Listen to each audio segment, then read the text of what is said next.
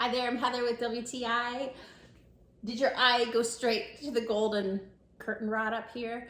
I love it. It's so pretty. I wish I had done this sooner. It really adds warmth and a good feeling to this area, and of course the privacy that we very much needed for this patio door.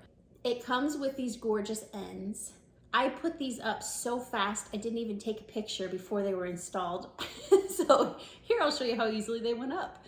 And it just is a good look. I really like what this area is coming together and feeling like. Every time I add something, it just makes it a little warmer, and this finishes the area. I love it. It feels good to have a project done as well. This curtain rod is a great brassy color, and it comes with 4 mounts. So you could have as much of a weighted curtain as you would like. Maybe you've searched high and low. I've done the exact same thing, but it's exactly what we wanted. The curtain rod is ideal. I would get it again. I really, really love it. Hope you do too. That's my point of view.